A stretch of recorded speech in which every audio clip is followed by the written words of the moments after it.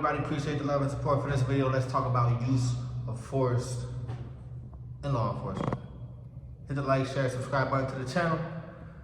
Whew, let's go. By definition, use of force is the amount of force required by a police officer to compel compliance by an unwilling subject. In more simple and basic terms, use of force means if you gotta put your hands on somebody, you're gonna put your hands on somebody. And look, I know it could be tempting. You know, you're on a call, you're dealing with somebody who's just disrespectful, they're not listening, they just keep pushing you and pushing you and pushing you and pushing you and pushing you until you snap. But you gotta be careful. You gotta control your emotions, keep your ego in check. Just because you're allowed to put your hands on somebody doesn't mean that you should always put your hands on somebody. You can't be out there slapping the shit out of people. You can't be out there slamming people and doing whatever. Like, it's gotta be a real threat. There's gotta be some real danger involved. You, as an officer, have to make the right proper steps to at least try to de-escalate the situation before you even use any type of force. And that was a big thing they used to push on us in the academy. They used to talk to us about, like, I really don't even remember, like the mechanical training or the mechanical warning or, you know, verbal commands and things like that. But, you know, if those things don't work, you gotta use your hands.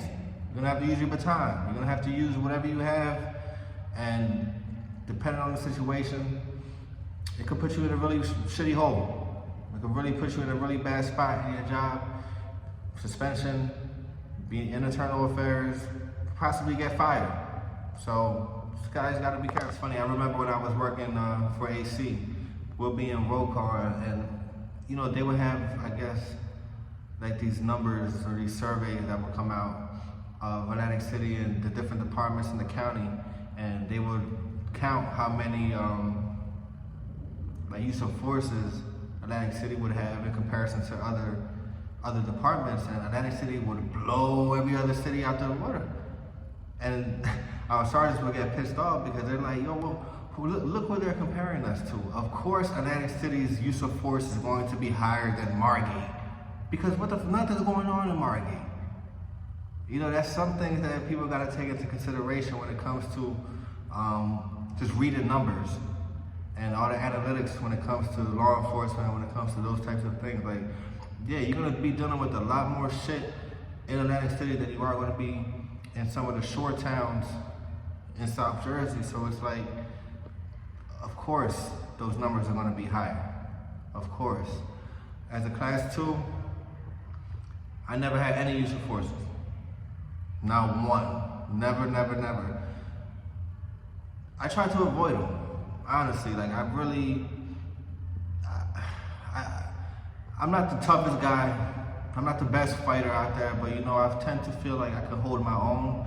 So I never really wanted to try to fight anybody out in the street like that, especially some crackhead who's 70 pounds. I'm not getting nothing from that. I don't care about, like, I'll just talk shit with you all day. You know, if it gets to a point, then yeah, of course, we're gonna take care of that situation. But I never went to work with that mindset, like, all right, I'm waiting for somebody to fuck with me. I'm waiting for somebody. Nah, I did not want to get involved in shit. We were told as class 2s that you getting multiple use of forces would impact your chances of getting hired full-time. I don't know how true or accurate that was, but I always kept that in mind. I just felt like if I don't gotta fight somebody, I'm not going to be out here fighting. And I would hear a lot of guys that I work with, class 2 full-times, 18, use of force, send me a sergeant and send me an ambulance. You know, I would hear all the time, and you go to the roll call and you hear what happened, and it's just kind of like, bro, you didn't need to do that. Now your fucking hand is broken. Because as you're trying to punch this crackhead on the ground, he moved and boom, you just pushed the fucking indent, you just put an indent in the concrete. Congratulations, you're out of work for a month. Like, it doesn't really make sense. Use of forces, you gotta be careful. You gotta be careful. Like I said, I never had any of them, but you'll get one, you gotta do paperwork. That's going to be in your folder. When you go to get full-time a full-time position, there's a good chance that they're going to bring those up. They'll bring up the use of forces. And, you know, every use of force isn't going to be a bad one.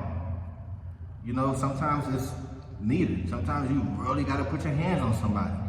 And you'll be justified. You'll be passed and, okay, no problem. He did what he's supposed to do. But if you get multiple ones and they're just kind of like, it's a pattern, or it's like, yo, this dude is just acting like he needs to go back to training. He needs to know how to talk to people. He needs to know how to do that. He needs to, it could happen.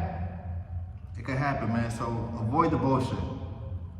Avoid the use of force if possible. Control your emotions, control your ego. Shit's not gonna be worth it. I promise you it's not gonna be worth it. Especially nowadays, there's cameras everywhere. Everywhere. And the last thing you need to be doing is doing your job.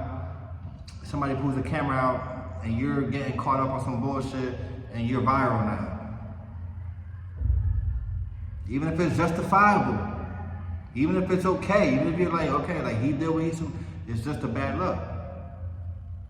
It's part of the job though. Appreciate the love, man. Show love to the channel, like, share, subscribe. Baby, I'm not gonna stop. Catch you guys on the next one.